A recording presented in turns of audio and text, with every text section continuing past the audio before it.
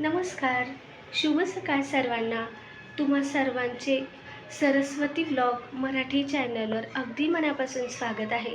आजचा दिवस तुम्हाला आनंदाचा, आरोग्याचा जावो हीच देवाजवळ प्रार्थना. तर आज अमावास्या आहे म्हणून अमावास्येचं सर्व आधी साफसफाई, काल तशी मी थोडी साफसफाई केली होती, पण आज पुन्हा थोडंसं घर वगैरे पुसून घेते. उंबरठ्यावर हळदी चंदनाचं लेपन करून घेते. तर चला मग दाखवते, सुरुवात करूया. तर आता ना मी थोडंसं झाडून वगैरे घेतली, अंघोळ वगैरे झाली. सर्व आटोपल्यानंतर आमच्या घरी चहा कोणी घेत नाही, मग आता झाडू मारून घेते. आज मंगळवार आहे, 17 तारीख. आजची अमावस्या आहे. मध्ये 2-3 दिवस मी व्हिडिओ टाकलेच नाही, मी वही येत नव्हते. तर मग 2-3 दिवस थोडासा मूडही डिस्टर्ब झाला होता, मग काही इच्छाच होत नव्हती. पण माझा मुलगा म्हणत होता की नको, हळूहळू सबस्क्राईब वाढतील, मग व्ह्यूज वाढतील, म्हणून आज पुन्हा सुरुवात केली. तर हा मंगळवारचा व्हिडिओ तुमच्यापर्यंत येत आहे. मंगळवारी अमावस्या होती 17 तारखेचा ना, तर मंगळवारीच मी हा व्हिडिओ काढला होता. तर आमच्या इकडे मंगळवारचा बाजार पण भरतो भाजीपाल्याचा, तर मग तिथूनच मग मी भाजीपाला वगैरे आणून घेते. तर आज अमावस्येची मी साफसफाई, देवपूजा केली आहे. काही आम्ही देवाला नैवेद्य वगैरे दाखवतो, तेही तुम्हाला दाखवेन. चला मग पाहूया. तर आधी झाडून घेते. तसं रात्रीच मी भांडी वगैरे धुवून झाडू मारून घेतलेला असतो, पण पंखा एवढा फास्ट असतो ना, मग थोडंफार धूळ, बारीक कण वगैरे येतातच. आता सकाळची 6:15 वाजले आहेत. भांडीही झाली, किचनही पुसून घेतलं, पण थोडंसं एकदा किचनवरही हात मारून घेते. बारीक कीटक वगैरे असतात आणि झाडूतही पंखा फास्ट असल्यामुळे थोडीफार हे पहा अशी बारीक घाण येतेच. आता किचन ओट्यावर पण थोडंसं पाण्याने असं धुवून घेतलं. गॅस तर रात्रीच पुसलेला होता, पण अजून एकदा ओल्या कपड्याने थोडासा हात फिरवून घेतला. आमच्या घरी चहा वगैरे कोणी घेत नाही सकाळी, तर थोडंसं कोमट पाणी करून पाणीच घेतो माझा मुलगा पण. आता असं सर्व हे किचन साफ करून घेतलं. त्यानंतर आता लादी पुसण्यासाठी एका बकेटमध्ये मी पाणी घेतलं आणि यात अर्धा चमचा एवढे मीठ, थोडीशी हळद आणि फिनाईल टाकून घेतलं. माझी मैत्रीण म्हणाली होती की मीठ आणि हळदनी पुसायचं, नकारार्थी ऊर्जा असते, मग ती निघून जाते. म्हणूनच आज मग म्हटलं हळद मीठ थोडंसं टाकून लादी पुसूयात. तर अमावस्येला मी म्हणजे महिन्यात अमावस्या आणि पौर्णिमा आली की दर 15 दिवसात म्हणजे एवढी साफसफाई करते. जेवढं जमेल तेवढं म्हणजे करतच राहते. जसं की पंखा वगैरे पुसणं, जाळं वगैरे सर्व काढून घेते. तांबे पितळाची भांडी वगैरे घासायची असतात, तेही म्हणजे जास्त काही नाही, पण थोडंसं एखादा हात फिरावा लागतो. आता सर्व लादी मी इथे पुसून घेतली. किचन, लादी वगैरे सगळं पुसून चक झालं. आता 8:30 वाजत आले आहेत. तर हे पहा किचनही सर्व साफ झालं आहे. भांडी तर रात्रीच धुतली होती, त्यामुळे लादीही पुसून झाली आहे. बाहेर बाल्कनीही स्वच्छ धुवून घेतली. तुळशीला पाणी वगैरे घातले. देवपूजा अजून करायचीच आहे, पण सकाळी मी झाडांना पाणी घालते. माझ्याकडे काही जास्त रोपं नाही आहेत. होती ती, पण आम्ही रेंटने राहतो ना, तर घरमालकाने अशी तिथे जाळी लावलेली नाही, म्हणून झाडंही ठेवता येत नाही. कुंडी तर छोटीशीच अशी मी तुळशीची रोपं बांधून दिली आहे, तेवढंच आहे. इकडे बेडरूममधलंही माझा मुलगा उठला तर सगळं आवरून घेतलं आणि मग घर सगळं स्वच्छ झाल्यानंतर आता म्हटलं उंबरठ्याला लेपन करून घेऊयात. तर यासाठी ना मी एका प्लेटमध्ये छोट्याशा वाटक्यामध्ये हळद घेतली, अर्धा चमचा एवढा, आपल्या उंबरठ्याला पुरेल एवढी, आणि त्यानंतर यात घातली 1 चमचा एवढी चंदन पावडर आणि यात घालूया आता गुलाब आणि गंगाजल. थोडंसं पाणीही घालायचं किंवा तुमच्याकडे गोमूत्र असेल तर तेही घालू शकता. सगळं हे मिक्स करून घेऊयात. हे थोडंसं घट्ट आहे, मग अजून यात थोडंसं असं पातळसर करायचं, उंबरठ्यालाही पुरेल असं. हे पहा थोडंसं पाणी घातलं मी अजून 2 चमचे आणि आता उंबरठ्याला लावून घेऊयात. हळदी चंदनाचं हे लेपन आहे ना, गुरुवारी, शुक्रवारी, सोमवारी, संकष्टी, अमावस्या, पौर्णिमा किंवा कुठलंही आपल्या घरी शुभ कार्य असेल तेव्हा हे हळदी चंदनाचं लेपन नक्की करायचं. खूप शुभ असतं हे. हळदी आणि चंदनाचं असं लिपून घेतलं तर म्हणजे नकारार्थी ऊर्जा बाहेरच्या बाहेरच निघून जाते आणि सर्व घरात सकारात्मक ऊर्जा येते. म्हणून असं हळदी आणि चंदनाचं लेपन करायचं. आणि तसंही बाहेर जे कीटक असतात ते आत येऊ शकत नाही.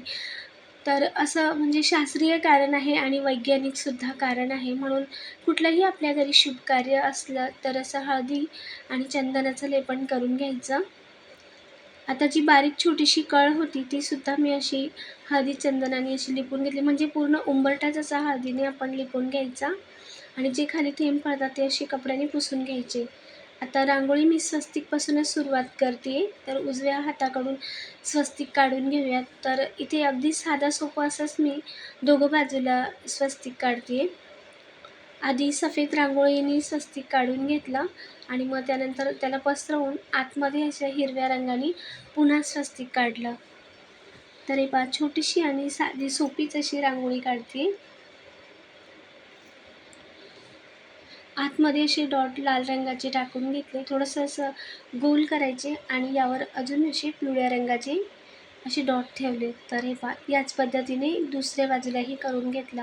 अगदी छोटंसं फूल काढलं मी. मला डब्बा बनवायचा होता त्यासाठी थोडासा वेळही होत होता. मग छोटीशीच रांगोळी काढून घेतली. तर घर आता सर्व साफ झालं आहे. सगळं व्यवस्थित करून घेतलं आणि मग नंतर आता देवपूजा करूयात. तर देवपूजेसाठीही मी माझ्याकडे जो तांब्या होता, प्लेट आहे, तर तीही घासून घेतली. तसे रोजच्या रोज ही भांडी घासली तरच ती पिवळी धम दिसतात, नाही तर मग डाग पडतात त्यालाही. म्हणून मी नेहमी सोमवारी, गुरुवारी असं म्हणजे एखाद दिवस गॅप गेल्यानंतर घासूनच घेते. आता सर्व ही तयारी करून घेतली की मग पूजेच्या वेळेस ऐनवेळेस असा गोंधळ होत नाही. तर यात वात टाकून घेतली आणि आता तेल टाकून थोडंसं वरती असा थेंब टाकून घ्यायचा. तर इथे थोडीशी पांढरी फुलं होती. मी सकाळीच आणून घेते किंवा म्हणजे एक एक दिवस आणते ताजी फुलं आणि तीच मग 2 दिवस चालवते, अशी करते. तर फ्रीजमध्ये ठेवली होती थोडीशी फुलं. आता इथे दिवा लावून घेतला आणि आता देवपूजा करून घेते. प्रत्येक अमावास्येला मी चांगलं झाडून झटकून स्वच्छ असं घर करते आणि मग नैवेद्यसुद्धा दाखवते. पण ते नैवेद्य देवाजवळ ठेवून मग पुन्हा आपण आपल्या पत्र्यावर किंवा बाल्कनीवर किंवा कबूतर, कावळी वगैरे असतात त्यांना द्यायचे. तर हे पहा, आता माझ्याकडे कॅमेरा धरायला कोणी नाही म्हणून मी असं पूजा करून घेतली आणि त्यानंतरच तुम्हाला दाखवते आहे. तर आता मी बाहेर चालली म्हणजे अंगणात, की रोज सकाळी पूजा झाल्यानंतर, देवपूजा झाल्यावर अंघोळ असल्या किंवा घाई असेल तर मी असंच देवाचं नामस्मरण करून घेते, पाया पडून घेते. पण रोज सकाळी मी अशी कुठलंही धान्य किंवा रात्रीचा भात किंवा सकाळचा भात असेल तो असा कबुतरांना, चिमण्यांना, कावळींना टाकायला येते रोज. तर हे पहा, देवपूजा झाल्यानंतर मी इथे ज्वारी आणली होती आणि अशी बिल्डिंगच्या खाली कबुतरं येतात, पक्षी येतात, चिमणी येतात, तर मग रोज असं थोडंसं टाकते. थोडाफार उशीर झाला तर हे पक्षी वाटच बघत असतात. म्हणून आठवण न पडता अशी रोज मी थोडीशी ज्वारी किंवा भात असेल घरात तर तोही घेऊन येते, नसेलच काही तर, किंवा थोडीशी तांदूळाचे दाणे. तर हे पहा, जिथे जिथे बसतात तिथे मी अशी थोडी ही ज्वारी टाकून घेतली. पूजा झाल्यानंतर रोज माझं हेच काम असतं. आता ते करून आल्यानंतर इकडे मी दूधही गरम करून घेतलं आणि आपण नवीन तवा घेतला होता त्यासाठी मग थोडंसं इथे डोश्याचं पीठही मी वाटून घेतलं होतं रात्री. तर हे पहा, कसं मस्त फर्मंट झालं आहे. अगदी 1 ते 2 वाटी एवढेच मी तांदूळ डाळ भिजवायला घातले होते डोश्यासाठी. तर तुम्ही पाहू शकता अगदी फुगून आलं आहे वरती. तर हा जो तवा आहे आपलावाला, तर या तव्यातच बनवून घेऊयात. बिळाचा तवा त्या दिवशी मी साफ करून घेतला होता, ववसून घेतला होता. आता पहिल्यांदाच यावर डोसे टाकून घेते. तवा चांगला गरम होऊ द्यायचा आणि मग त्यानंतर थोडंसं तेलाचा शिंपडा देऊन असं रुमालाने पुसून घेऊयात. तर बघूयात आपण आता पहिलाच डोसा करून. पळीभर असं पीठ टाकून सर्व बाजूने असं गोल गरगरीत फिरवायचं. मला डोसे बनवायचे आहेत या हेतूने मी डोस्याचं पीठ तयार केलं नव्हतं. तर मला हा तवा वापरून बघायचा होता, वापरण्यात आणायचा होता. म्हणूनच मी थोडंसं डोस्याचं पीठ भिजवलं होतं आणि जाडसरच असं वाटून घेतलं होतं. तरी पहिलासुद्धा डोसा आपला किती मस्त निघाला. म्हणून कांदा लावून असं रात्रभर ठेवायचं किंवा 5-6 घंटे कांदा चांगला भिडाच्या तव्याला चोळून घ्यायचा, म्हणजे इतकी मस्त डोसे, घावण निघतात यावर. तर जाडसरच पीठ आहे, तरीसुद्धा मस्त असे डोसे तयार होत आहेत, अगदी पेपर डोश्यासारखे.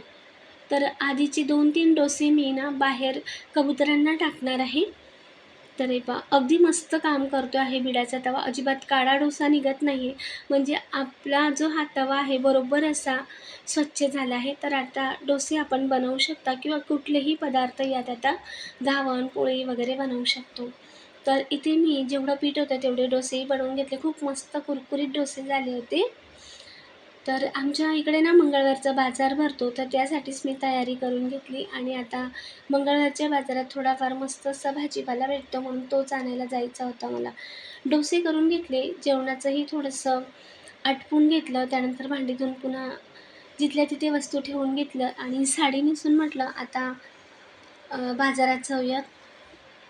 तर इथे थोडंसं भाजीपाला आणण्यासाठी मी बॅग घेतली, त्यात एक पिशवी टाकून घेतली. स्वस्त भाजीपाला मिळतो सर्व.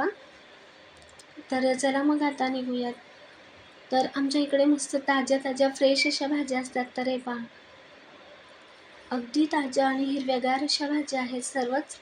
खूप जास्त गर्दी होती आणि मला मोबाईल म्हणजे कॅमेराही असा व्यवस्थित पकडता येत नव्हता. हातात एक पिशवी होती. खूप गर्दी असते इथे आणि भाजीपालाही स्वस्त मस्त मिळतो अगदी. ताजा, फ्रेश, हिरवागार असा. आता इथे मी सर्व असा बाजार करून घेतला आणि घरी आली. तर एका चटईवर मी सर्व भाज्या अशा टाकून घेतल्यात. असा भाजीपाला साठवायचा म्हणजे सर्व एका बाजूला काढून धुवून घ्यायचा मिठाच्या पाण्यात आणि मग नंतर आपण स्टोअर करू शकतो. तर इथे मी वांगी, कारली, शेवगा, पालक, मेथी, चंदन बटवाची भाजी, कांदा, लसूण सर्व आणले आहेत. फ्लावर, तर अशी जे फळभाज्या होत्या ना, तर मी असे डबे घेतले तर हत्ती डबे. फ्रीजमध्ये हे अगदी फिक्स बसतात आणि ट्रान्सफरही आहेत. आपण काय ठेवलं आहे तेही दिसतं. तर अशा मी सर्व भाज्या स्टोअर करून ठेवते. 4 ते 5 दिवस मग पुरेशा होतात. आजचा छोटासा व्लॉग आवडला असेल तर लाईक, शेअर, सबस्क्राईब करा. कमेंटद्वारेही सांगा. पुढच्या व्लॉगमध्ये भेटूया. Bye bye.